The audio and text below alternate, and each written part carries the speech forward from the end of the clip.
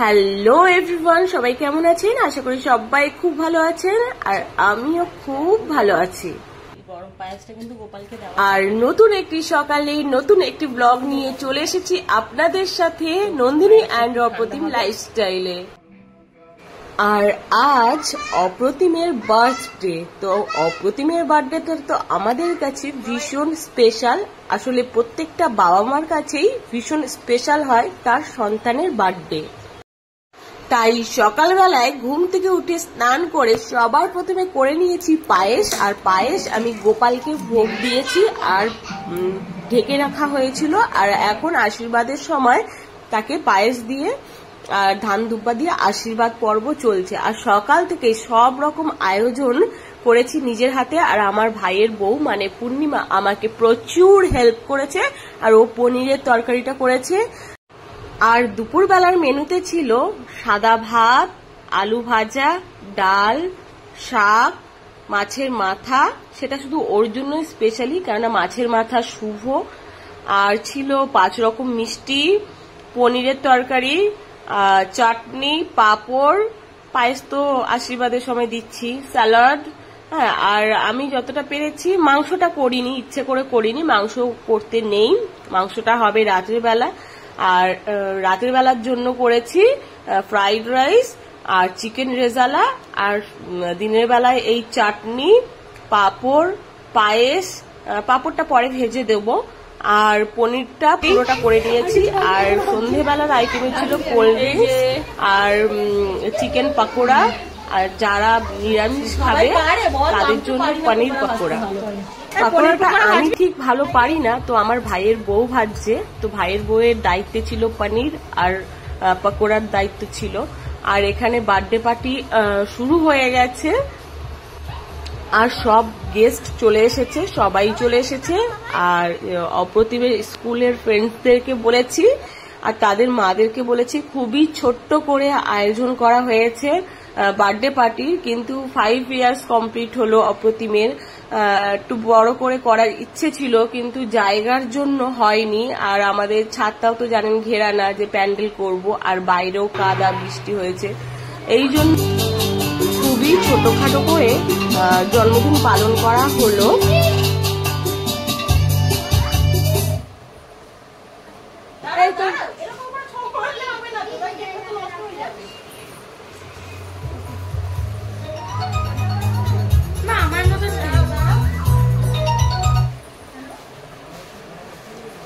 ওদের বাড়ি এই ভাই আর বোনকে পাঠানো না করে কেউ হাত দেবে না, কিন্তু বলে দিলাম ওটা অপ্রতিমে হাত দেবে, শুধু অপ্রতিমে এখন হাত দেবে না। আন্টি ফ্যানটা বন্ধ, ক্যান্ডেল জ্বলবে না। ক্যান্ডেল জ্বলবে না, ক্যান্ডেল জ্বালাবো না, জ্বালালেও নেভানো না।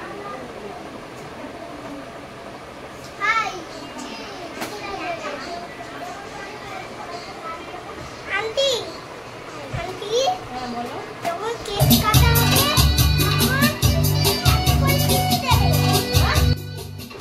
আর দেখেছেন তানিয়া মন্ডল আমার কাছে কি আবদার করেছে। আন্টি সবাইকে কেক কাটিং এর পর রিটার্ন গিফটের বায়না করেছে। তো আমি রিটার্ন গিফটের আয়োজন করিনি এই জন্যই, সবাই তো স্কুল ফ্রেন্ড, আর সবাইকে আমি স্কুলে গিফট দেব, মানে স্কুলের বাচ্চাদেরকে গিফট দেব।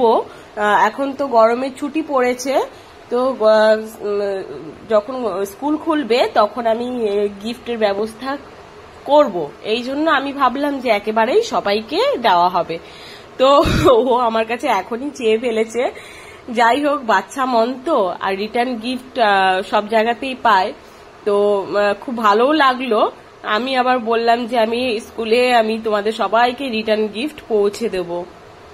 তো আমি ভেবেছিলাম ক্যান্ডেল জ্বালাবো না। আমি ক্যান্ডেল জ্বালানো একেবারে পছন্দ করি না, বা ফু দিয়ে নেভানোটাও আমি পছন্দ করি না, কেননা আমাদের হিন্দুদের নিয়মে প্রদীপ জ্বালিয়ে আশীর্বাদ করতে হয়, কিন্তু নেভানো একদমই যায় না, সে ক্যান্ডেল হোক বা প্রদীপ হোক। তো এখানে 5 লেখা আছে, 5 ইয়ার্স লেখা রয়েছে, তো ভাবলাম জ্বালিয়েই দিই। তো ফু দিয়ে নেভানো হবে না, এমনি গিয়ে রেখে দেবো। হ্যাঁ, যেটা আমরা ফু দিয়ে নেভাবো না, এমনি নিজে নিজে নিভে গেলে নিভে যাবে। তো আমি এটাতেই বিশ্বাসী। আর বাচ্চাদেরকে হাসতে বলা হয়েছে। দেখুন কি মজার কাণ্ডটা ঘটলো।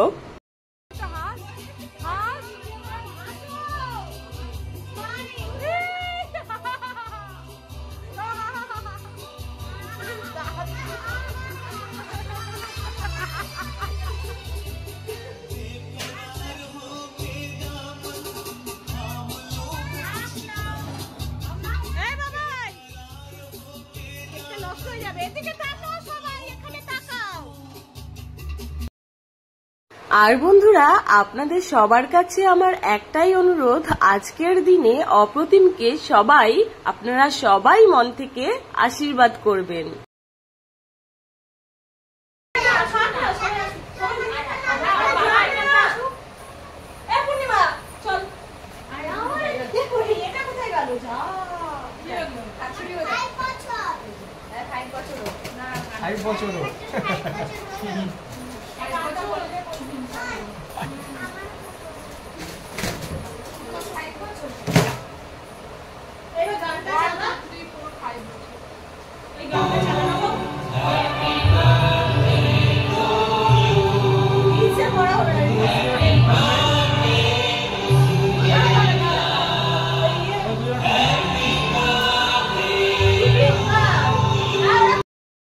আর হ্যাঁ বন্ধুরা, আমার চ্যানেলটিকে এখনো সাবস্ক্রাইব করেননি তাহলে এক্ষুনি চ্যানেলটিকে সাবস্ক্রাইব করে বেল আইকনটি অল করে রেখে দিন, তাহলে আমার চ্যানেলের